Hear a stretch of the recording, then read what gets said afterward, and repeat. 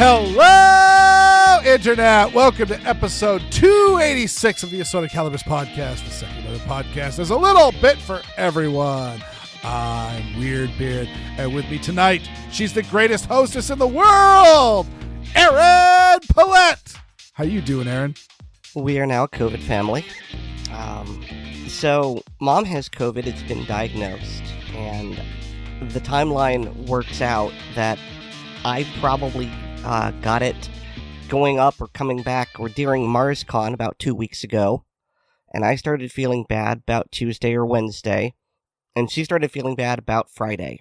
So the timeline works out, and I feel bad because I'm the one who infected her. But what's really strange about this is that first of all, our symptoms are completely different from each other. And second, while neither of us feel great, we don't really feel sick. It's not the kind of call out to work sick. It's more like just aggravated puniness. I mean, I've felt worse with headaches. But just as an example here, because what else do I have to talk about? At first, I just thought I was having a bad allergy day because this is the season for pine pollen, and I was blowing my nose a lot, and I had this feeling of needing to cough up something, but that something never actually got coughed up, and that progressed to some hot and cold flashes, muscle and joint soreness, and a general lack of energy. But I never developed a fever and never really felt truly sick, just sort of Mom, on the other hand, she has a slight fever and a 30 or wetter cough that sounds like it might turn into a bronchial infection, which is why I took her to the urgent care clinic and she got diagnosed with the COVID, and she's been given something for her cough. So, just like me, she doesn't feel bad, just under the weather.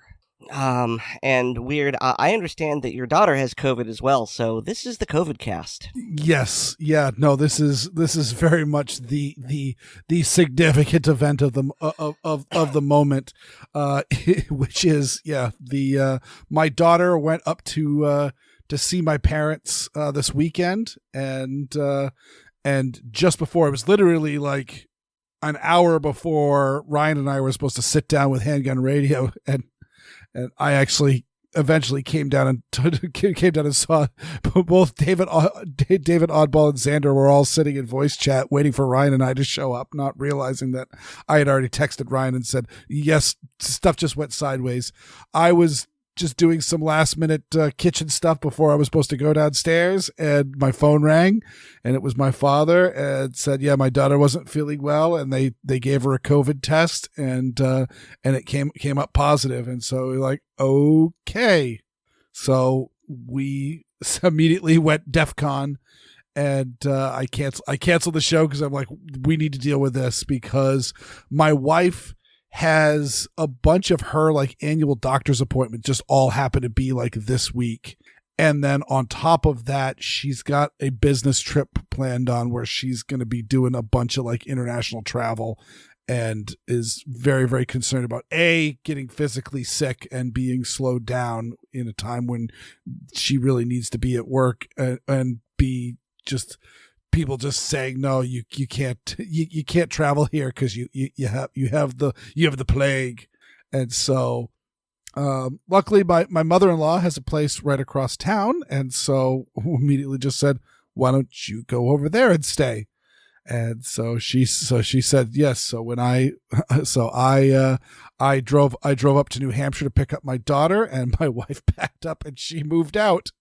And so she's living on the other side of town, and just doesn't get sick. So I'm flying daddy, doing the solo daddy thing, and dealing with a sick kid. And it also means that chances are I'm going to catch it too. So we shall see. I may not. Actually, so far my parents are both feeling fine. So I will keep track of that. They actually, I don't think they've, no, they did catch COVID this, last, summer, fall. And so we'll see what happens. But, the good news is I was having a whole dissertation is viruses are absolutely their worst when they first enter into, human virulence, and then slowly they adapt to humanity because a virus doesn't want to kill off its host. When exactly the first few people, when they were catching COVID and dying within, a few weeks, that's not particularly beneficial for the virus. Instead, they just want to make you sick. In the case of like the rhinovirus, the common cold, it makes you sick enough that you're coughing and sneezing and spreading it to people around you, but not sick enough that you're going to say, oh, I'm going to just either lay down and die or stay away from everybody. So it is good that neither you nor your mom have super duper severe symptoms. I'm glad your mom's because she's older, being looked at, and if that cough gets worse, please take her back to the clinic so that so she can stay ahead of anything, because that can get nasty. But I'm not particularly worried about like being hospitalized or going through. I'm worried about just generally feeling like garbage and possibly not being able to record podcasts. Yeah.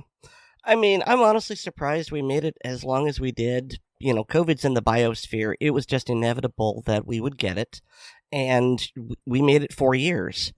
Actually,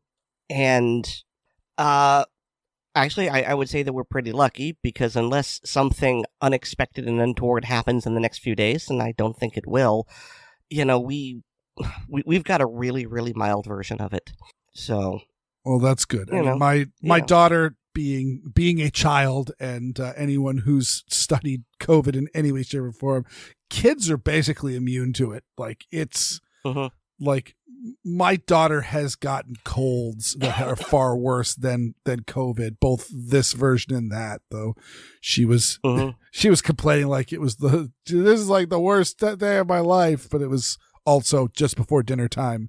Like when for whatever reason, when she gets hungry, it's far worse. Once she gets a little food in her system, she perks right back up, and she's in good shape. She just conked out quick because she's exhausted, because she got up at like 4:00 this morning and got me up, and so I am tired, but we will push through.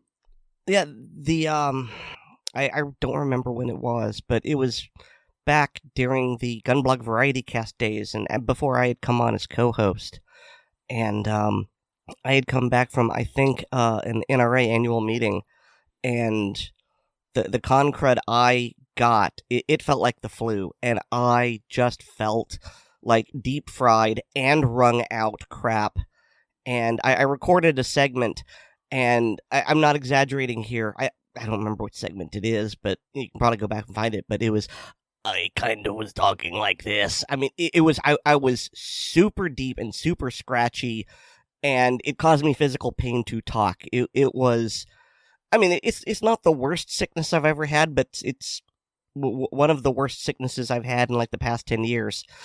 So, yeah, we got lucky, and I hopefully you're going to get lucky too, and either not get it or it'll be super mild. Yep. Well, that's the plan. Yeah. So, but other than that, I don't have a whole lot of attention, and I'm tired a lot, and I kind of start drifting off, either sleepy-wise or attention-wise. So we should probably focus before I shut down. Yes. All right. Let's dive into the news stories. So, we got a couple of assault weapons bans that are showing up on state levels that I thought were worthy of talking about.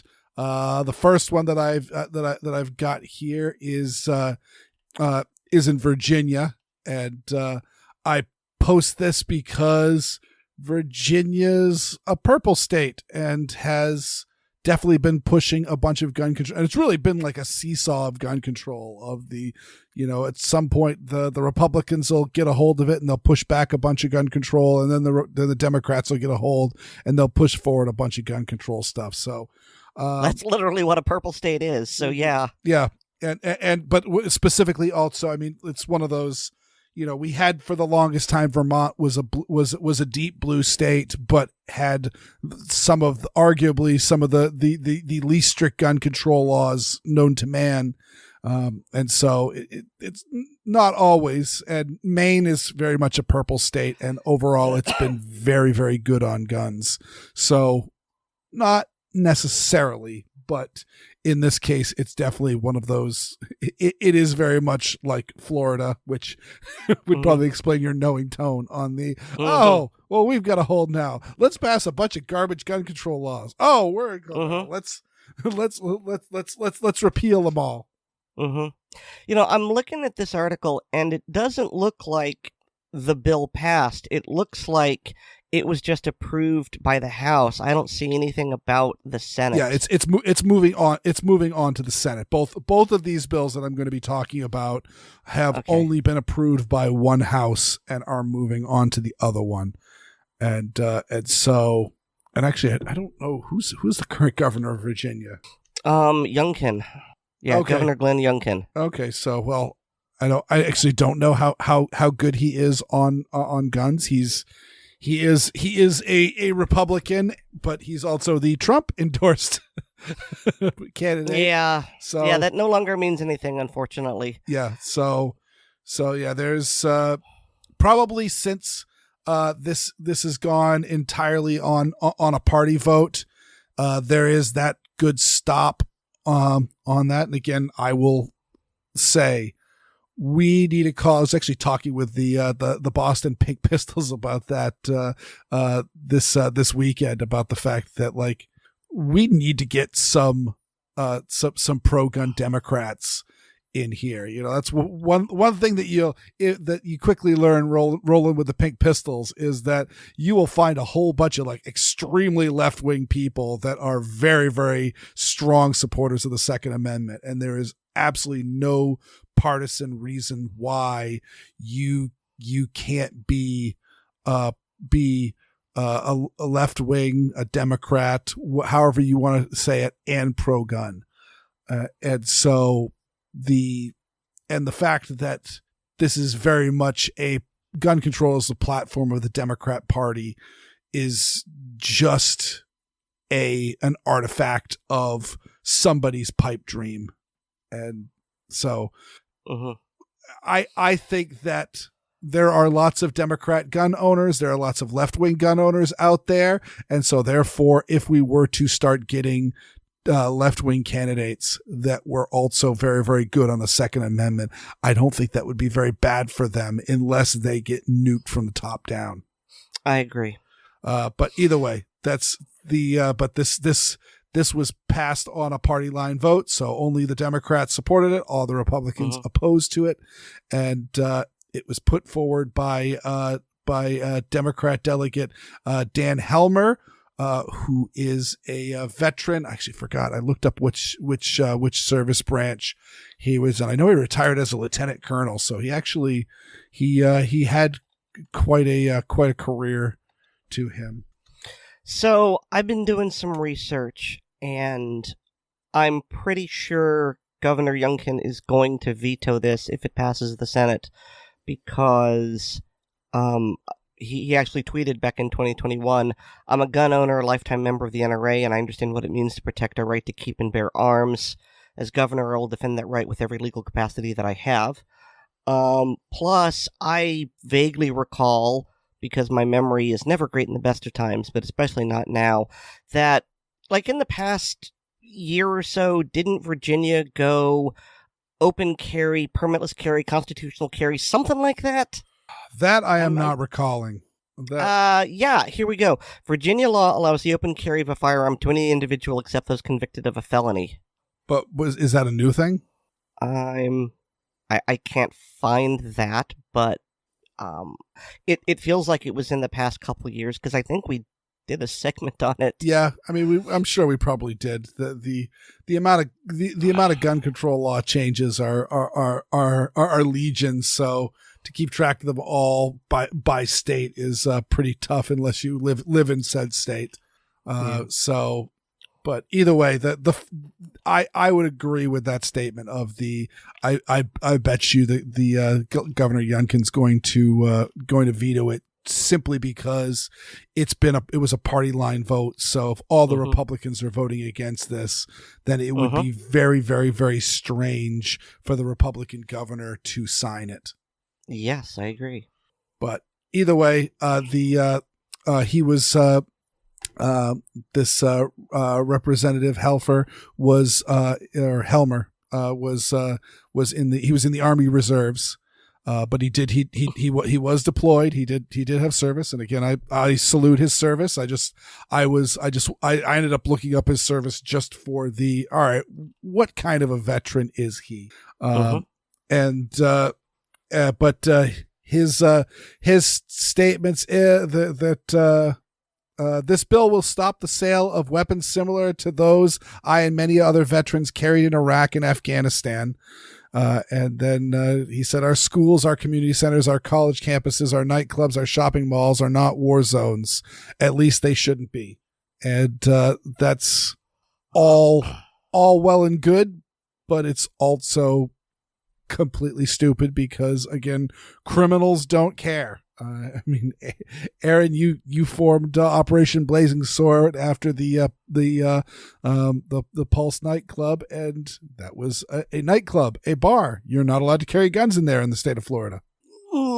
That's one of those iffy things. So here's the thing: in Florida, you are not allowed to carry a gun in any establishment that gets 50% or more of its income from alcohol sales. Was Pulse that kind of establishment? Probably, but I don't know. And I think most people wouldn't know, and most people wouldn't be allowed to look at the books. So the general thought is better safe than sorry and not to carry. But there's I'm not going to say there's no way of knowing, because I've been to nightclubs and most of them make their money from the alcohol sales and also from the cover charges, but that's not a guarantee. So, Yeah. No, as someone who has run a bar, they were making a lot of money on that bar. And so either way, what I'm trying to say is that the criminals don't care. As I was pointing out to a friend of mine who's not as staunch a Second Amendment supporter as me, when they were asking about guns and school shootings and all of that, as I pointed out the fact that school shootings really weren't a thing until after Columbine. Columbine was really the first quote unquote school shooting, and it definitely was the first. That's a good way to say that, because it was never intended to be a school shooting. The bombs they made didn't go off, and so therefore their second plan, their fallback plan was, oh well, we didn't blow everybody up, so let's just go shoot people. And so because of that, most of the school shootings that have gone afterwards have referenced the killers at Columbine.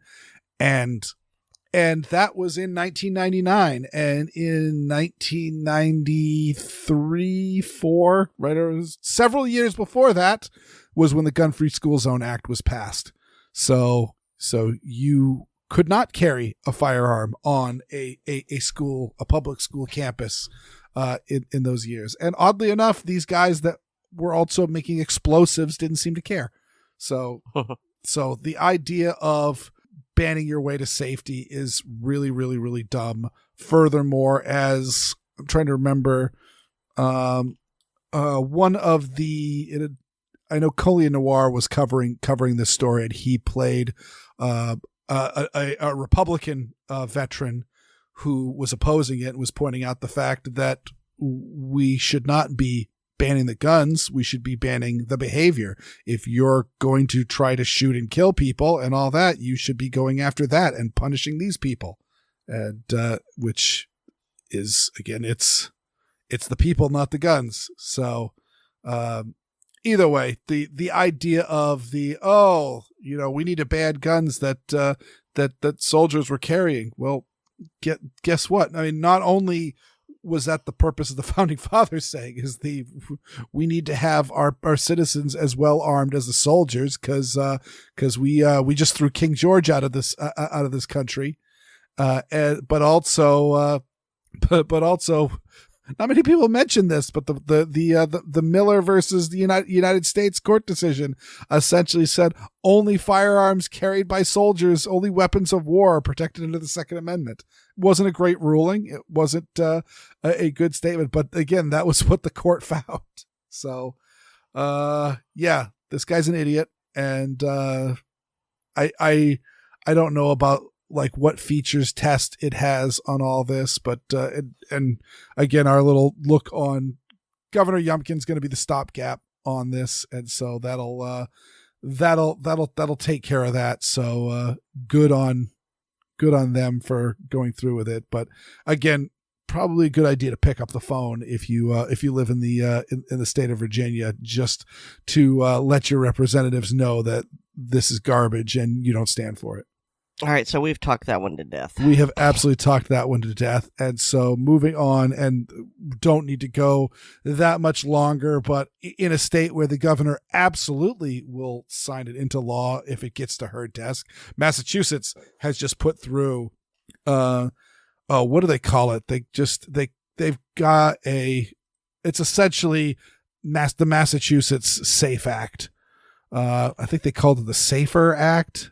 Well, what's funny is that I'm looking at the title of the article, and it says Massachusetts Senate approves gun bill aimed at ghost guns and assault weapons.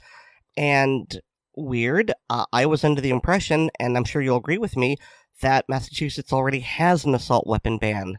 So is this AWB 2 ban harder? So the interesting thing about the Massachusetts assault weapons ban is that when the assault weapons ban was passed federally, the legislature decided that it's got the sunset provision. Let's make sure that doesn't that doesn't come bite us. And it was signed into law by Republican Governor Bill Weld and Libertarian vice presidential candidate. So there's Republicans and Libertarian and anti-gun. Was signed into law that essentially just said federal assault weapons ban, even directly references the federal assault weapons ban law. It doesn't actually have any assault weapon verbiage that's specific to Massachusetts. It's just saying the federal assault weapons ban is the law of Massachusetts and does not have a sunset provision. But then Maura Healey, who was the attorney general at the time, but is now our governor, decided that she was going to read into the copycat clause of the federal assault weapons ban, essentially how it was read by every other legal scholar for well over a decade, until she got her brilliant legal eyes onto it. And said that essentially the copyright idea was that it banned many guns by name, and essentially was overall stating that, Colt couldn't take the, AR-15 and call it the, SR-13 or whatever, or the Colt Sporter, or name it something different, but keep the gun exactly the same and have that be exempted from the law. And but she deemed it that if it uses an AR-15 magazine catch, then maybe it's a copycat of an AR-15. And and people have said, well, how do you determine if it is or not? Oh, I'm not going to tell you that because otherwise people will comply with it.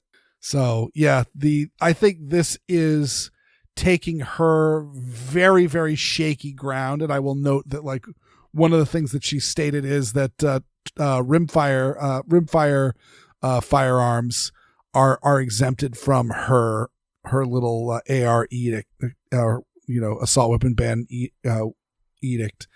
And for now, absolutely. Well, I don't even know if this. I've got the law here. It's 130 pages. I have not read the whole thing, and the Gun Owners Action League hasn't published an overall summary. Just know that it's terrible. But yeah, the exemption of the 22 long rifle, and I read every page of the federal assault weapons ban. There's the only statement about caliber is that caliber is not a way to get compliant. You can't go, oh, this gun's in 223 Remington. The gun that I've got here is in 224 Wild, so therefore it's safe. So no, she was not going on anything legally defensible, and so I believe the assault weapons ban side of this is to get rid of any legal shakiness to it and just essentially declare them outright illegal. And I believe go far more harsh because we're in the 2-feature model of assault weapons ban, and so therefore you can kind of get some good stuff in. I think they're going to be going towards the featureless side, and probably with some verbiage to make it that even certain featureless guns can't be used. So here's something that I found that I thought was very ridiculous, because this law is making illegal things which are already illegal. Mm-hmm. Maybe they're trying to do some spot defense in case things change federally. But as an example here, this bill would make it illegal to possess devices that convert semi-automatic firearms into fully automatic machine guns. That's illegal under federal law, including Glock switches and trigger activators. Other elements of the bill would ban carrying firearms in government administrative buildings, which I'm pretty sure is, again, illegal at the federal level. For federal buildings, as far as local and municipal buildings, it is not. Oh, okay. Let's see. Require courts to compel the surrender of firearms by individuals subject to harassment protection orders who pose an immediate threat. Again, I could be wrong, but I'm pretty sure that when you get a restraining order placed against you, you have to get rid of your guns. Ban the marketing of unlawful firearm sales to minors. It's already illegal to sell guns to minors. And create a criminal charge for intentionally firing a gun at a dwelling. I mean, these are already illegal. Why? Well, what's even more hilarious is that the biggest laughingstock of Massachusetts gun control is a law called Bartley-Fox. And I hadn't even, I need to do some, research on it, because it's, number one, it's old. I mean, it predates me moving to Massachusetts, and furthermore, it was put into place in the 90s at some point, and the gag is that as far as anybody knows, it's never been used, and it's essentially 1975. What's that? It was passed in 1974 and took effect April 1975. Oh wow! So even earlier than that, yeah. And essentially, it was one of those laws that you're probably looking at it right now. To what does it specifically state in the law? Well, I'm looking at the Wikipedia entry, so take that for what it's worth. The text mandates a 1-year prison sentence for anyone convicted of possession of a firearm without a license in the state of Massachusetts, and added 2 years to the sentence of anyone convicted of committing a crime with a gun. Yep, and that is almost always the first bargaining chip that gets thrown out in a plea deal. It's essentially never ever been used, but it's a law, and we're helping. So and a lot of these, I mean, Massachusetts isn't one of them, but there's been a ton of states that have been restricting punishments on law-abiding gun owners possessing the wrong type of gun or making a mistake or carrying it, but meanwhile relaxing penalties for drug dealers and murderers. I know actually I've been actually meaning to bring this up, but it's a couple of months old now. It was dropped in January, but the last podcast at the date of this recording from the Red Blue and Brady podcast was super interesting podcast. I'll throw it up in the show notes, just so people can listen to it, because it's a very, very interesting study that they were citing. But what I'm pointing out here is it was a group that was actually talking to people carrying guns in essentially the inner cities. These, and talking about the reasons for what they're carrying and going on. And they were very, very open that some of the people that were carrying, a lot, at no point were they concerned whether the carrying was legal or not, of which I've got no problem with, because it just should be. Constitutional carry should be the law of the land, but it's not in these places. But a lot of these people were robbers, drug dealers, and straight up murderers, straight up hitmen for gangs, as they called them, shooters, people that were there specifically they were hunting. They carried guns because they hunt people for their livelihood.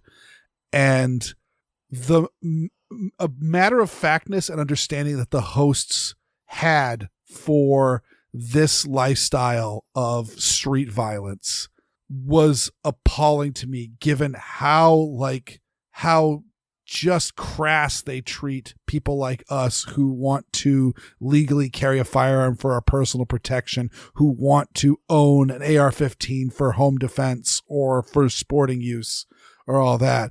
We're strange, weird extremists for that. But these people carrying a gun illegally to kill members of rival gangs, well, that's just the way of life on the streets. Okay, just this is the bizarro world of the anti-gun world of the, we can't be harsh on violent street criminals because that's just their lifestyle. But God forbid you own an AR-15 with a telescoping stock. Just foolishness. And speaking of foolishness, this last story, of which I just realized I did not read it over deeply, so I am at a disadvantage here. But the headline scored me of the ATF argues against California's demand for ghost gun regulations.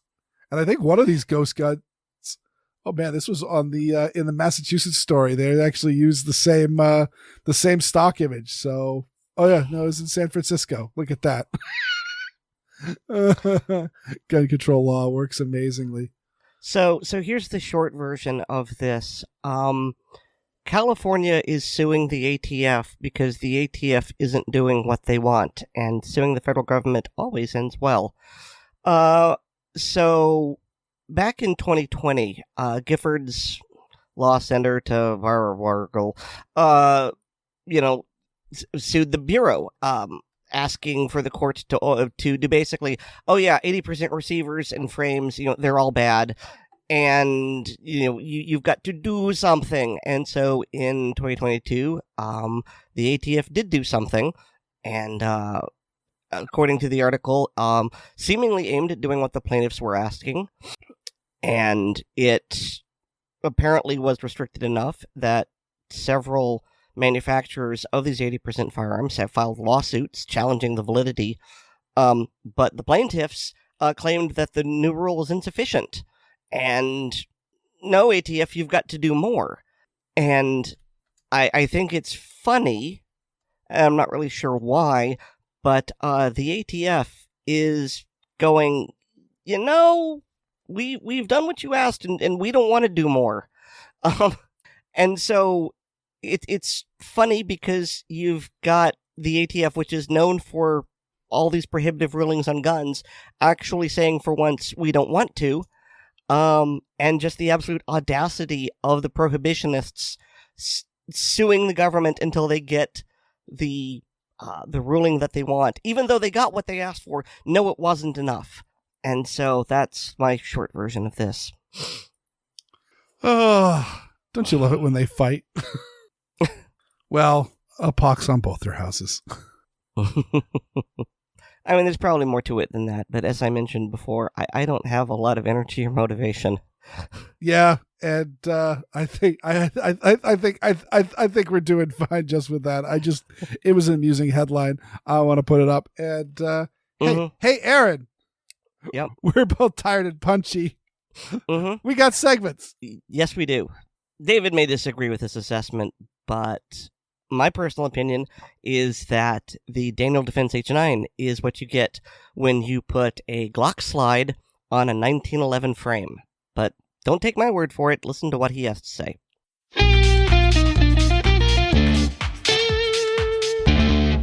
Hi, and welcome to Gun Lovers and Other Strangers. In a previous segment, I talked about the trials and tribulations of getting the FN-49 through development and to market. In this one, I'll be discussing a firearm with a similar complicated history, the Daniel Defense version of the Hudson H9 pistol that was recently revealed at SHOT Show. Originally designed and produced by Hudson Firearms, the H9 arrived on the scene to great interest from the firearms community. However, due to a variety of circumstances, Hudson was not able to maintain production and went out of business. I won't be getting into that story here, in part because some of it is speculation, and also because I don't want to cast a pall over an interesting design. I had a chance to handle and test fire one at the store recently. As with the original, the Daniel Defense iteration of the H9 is a striker-fired semi-automatic 9mm pistol combining a variety of features from different firearms as well as some elements fairly unique to this family of handguns. The frame geometry and trigger of the H9 have a classic 1911 feel, though the grip is a little bit wider, as the double-stack flush-fit magazine holds 15 rounds of 9mm parabellum. Like the 1911, the trigger of the H9 pulls straight back. Like the original Hudson H9 design, the trigger has an inset safety lever, which Daniel calls a trigger blade safety. It's hinged at the bottom, and while better than I remember the Hudson version, this design does have a somewhat odd feel and may take some shooters a bit to get used to. Daniel reported they did a complete redesign of the Hudson pistol. According to company reps, the only part interchangeable between the two products is the sear block spring. When looking inside the alloy frame, it seems much cleaner than most other striker-fired pistols. This is one of the benefits of the 1911 style straight pull trigger. There's no need for the additional parts required to redirect around the magazine well, for example. The pistol I examined was one of the range guns, and had already been fired quite a bit before I got it in my hands. Fit and finish seemed very good, and the controls operated smoothly in spite of moderate fouling from gunshot residue. In overall size, the H9 compares favorably with both the Glock 19 and the Smith & Wesson M&P 9 Compact. It's slightly longer and very slightly taller than either of its companions, but slimmer than both, noticeably so in comparison with the Glock. The iron sights are a bright green fiber optic dot front sight and a U-notch rear, which is grooved but otherwise unmarked. Sight acquisition was quick, and they lined up nicely for me. As all modern production pistols should, the H9 comes with an RMR plate between the rear sight and ejection port. Daniel states that it is, quote, fully compatible with most popular red dot optics for full shooting potential, unquote. One of the more notable features of the H9 family is the lowered bore axis. While not quite as pronounced as on the original, it is still visibly lower than most other current production pistols. Takedown of the Hudson H9 was via a Smith or Sig style rotating lever. Daniel instead opted for a more Glock-like system. In fact, I propose the Daniel H9 is an improvement over the Glock. The takedown tabs are larger and flat, presenting a more user-friendly surface with less risk of tearing fingernails. The Daniel H9 easily field strips to its main components for cleaning or maintenance. Layout will be familiar to anyone with a modern striker-fired handgun: magazine, slide, barrel, captive recoil spring, and frame. One thing that stood out was the locator pin extending from one end of the recoil spring guide. This helps maintain the position of the spring in relation to the barrel, but requires proper orientation for reassembly. Shooting the H9 was a pleasure. The magazine loaded smoothly and locked into the gun with a positive click. The slide was smoother than many pistols, though not as light as the Smith & Wesson EZ, for example. No surprise there. I dry-fired the pistol a few times to try to get a feel for the trigger break. As I mentioned, the trigger safety threw me slightly at first, but other than that, it's fairly crisp, with little creep or stacking, and I would put it on par with one of the better Smith & Wesson M&P 2.0 triggers. The first two of my 5 shots were low and to the right. not unusual for me with a new gun. After a minor adjustment to my grip, the next 3 clustered close to the bullseye. I'm sure after a magazine or 2 I'd be cutting a single large hole. This is a very accurate gun, certainly more so than I am. As advertised, recoil was mild and muzzle flip was minimal compared to other 9mm pistols in its size class. The Daniel H9 comes with 3 15-round metal magazines, and according to their website, more can be purchased for only $25 each. A remarkably good price for magazines in this day and age. This helps make up for the $1,300 MSRP of the pistol itself. Not cheap, but in my opinion pretty reasonable for the quality of product in the box. Hopefully, once production ramps up and market saturation increases, that price will come down. In addition to spare magazines, the Daniel Defense website lists some additional accessories for their first pistol. 3 holsters and 2 mag pouches of different designs. More options are supposed to be coming soon. Overall, I'm quite impressed with Daniel's first foray into the handgun market, and I'm very pleased that an interesting design is getting a second lease on life. I highly recommend taking a look at this interesting pistol. Daniel Defense acquired Hudson. Not only did they acquire Hudson, they decided to reimagine the Hudson H9, and they created the Daniel H9. That about wraps up this segment. If you have any questions for me or suggestions for future segments, or a comment on a past segment, please post them on the Assorted Calibers Podcast Facebook or MeWe pages, and Erin or Weer'd will make sure I see them. I'm also a contributor on the Blue Collar Prepping blog, which can be found at bluecollarprepping.blogspot.com. Finally, I'm a published author, and books with my stories can be found on Amazon under the names Brena Bock and David Bock. That's all for now. Thanks for listening. I'm David, and this is Gun Lovers and Other Strangers.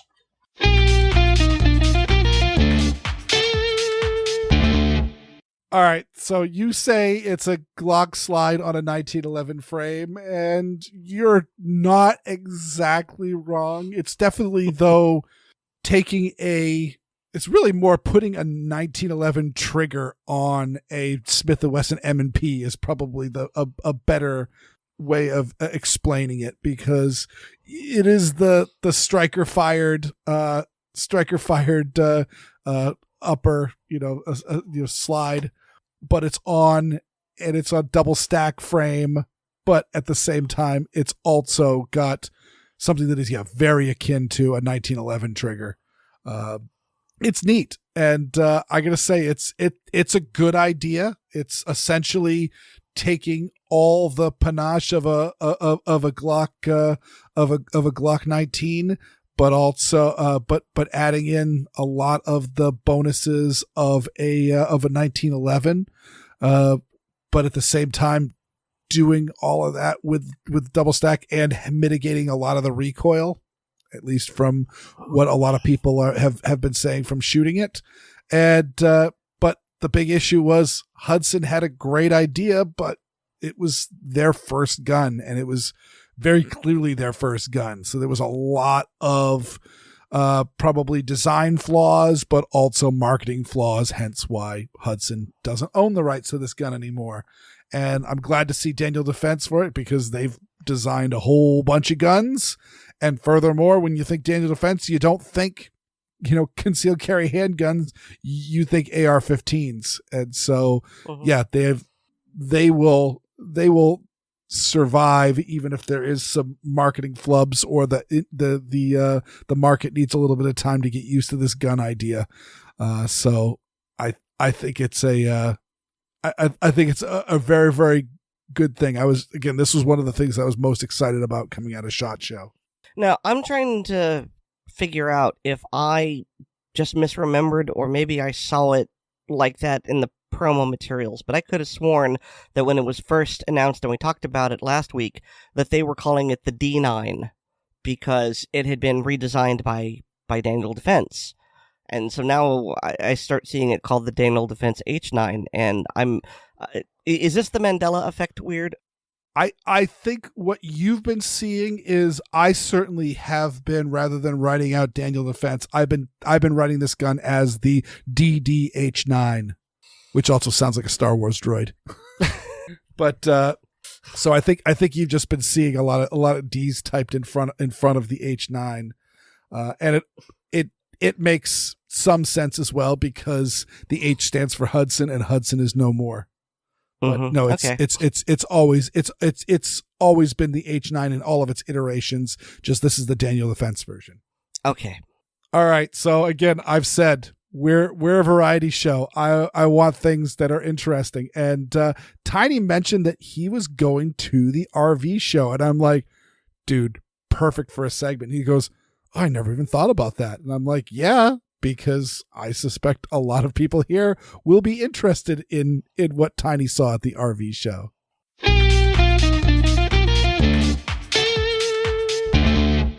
Hello all in ACP land, it's me Tiny with another installment of Deep Thoughts from the Land of Rocks and Cows. So a few weeks ago I was invited by one of my good friends to go with him to the St. Paul RV show. Since it was warming up to about 10 degrees above zero, and since I wasn't doing anything, we went.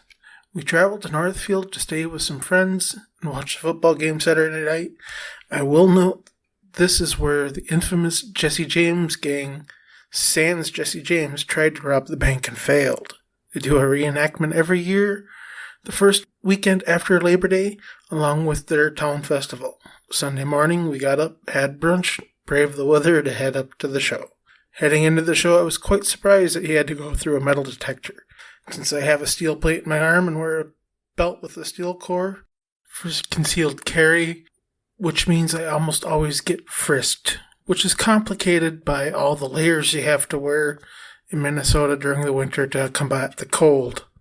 Once we made it into the show, we were treated with the sights and sounds of dozens of what I have been informed by an industry person are called travel trailers, not campers, but I'm still going to call them campers.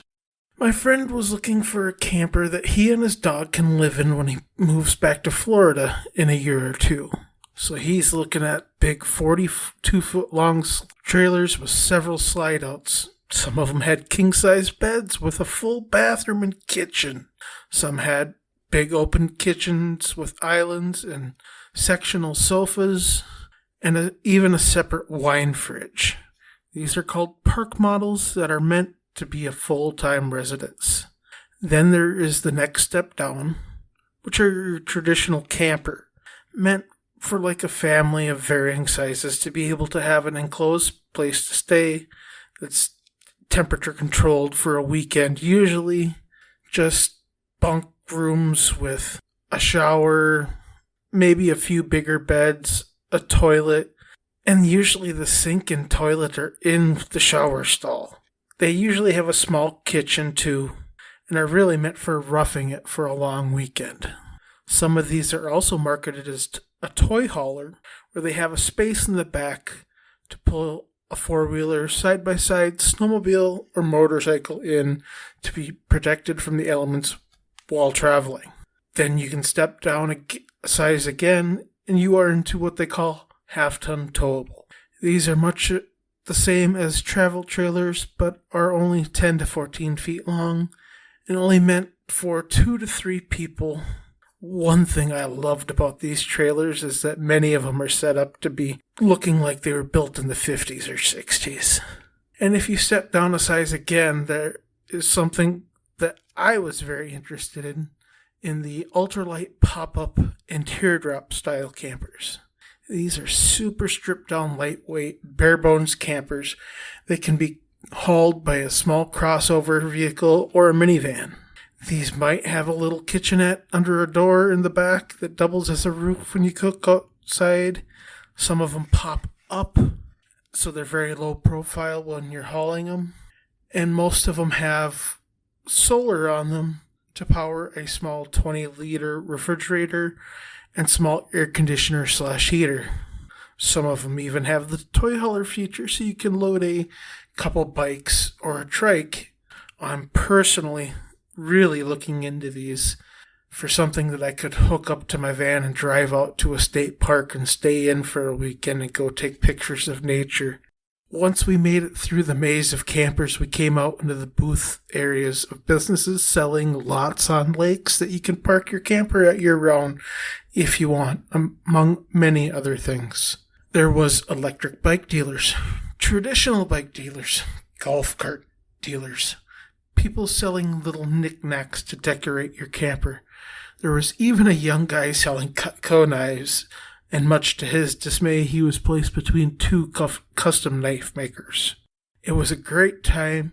My friend got to see many ideas of what he would like to purchase to live in a few years, and I got to see several small campers that I was interested in. And to tell the truth, if it was 2018, I probably would have bought one. After the RV show, we went with our friends from Northfield over to the Minneapolis Boat Show, but I think I will leave that for another segment. Well, I think that about wraps it up for this segment. If you have any questions or suggestions, please let Erin or Weer'd know and they can pass it on to me. And as always, remember, when you tell somebody something, it depends on what part of the United States you're standing in as to just how dumb you are. And let me clarify, my sign out I've been using for my segments, I'm saying this to point out that we all have strengths and weaknesses, and depending on where you are, something that seems obvious to you that helps you keep you and yours safe may sound completely ridiculous to someone from another part of the world. And in these trying times, we must work together and acknowledge our own shortcomings to try and learn from each other, which is what I think ACP is all about. So love one another, and I'll see you next time. Having a heat wave here. We're having a heat wave, a tropical heat wave.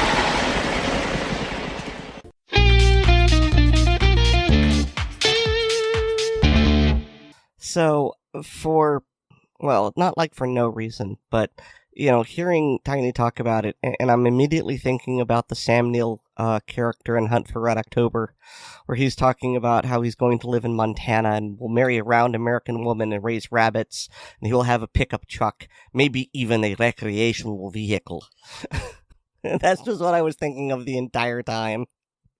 Well, I mean, one of his whole points is talking about the travel restrictions that were in the Soviet Union, and you couldn't travel from, the Soviet Union was absolutely massive. It was, I think, bigger than the United States in landmass, and yet you easily. You could not, if you lived in Moscow, you couldn't, go down to Crimea for some vacation by the sea, unless you had specific government permission to do so. So the idea that he could live in Montana and then go down to New Mexico in his recreational vehicle with no paperwork whatsoever was just so exciting for him. Arizona. Oh, Arizona. Yes. Yes. I knew, but also the idea of the being in the pine forest mountains, snowy mountains, and then going down to the hot desert and still being in the same country is another amazing thing. Mm-hmm. Especially since, most of the Soviet Union was essentially Canadian latitudes. Mm. Well, first off, I gotta say, Tiny talked about the side vendors, and it seems like any place where there is like a vendor area available, there are some people that are just like, yeah, we'll buy a table. I think about like the fact that like the local agricultural fair here always has like a hot tub vendor, because nothing says going to a livestock show like just, let's impulse buy a hot tub. And he didn't mention it, but I think we all know that there was somebody there selling beef jerky. Oh, always. There's always going to be someone there selling beef jerky, and I'm sure they were making a mint.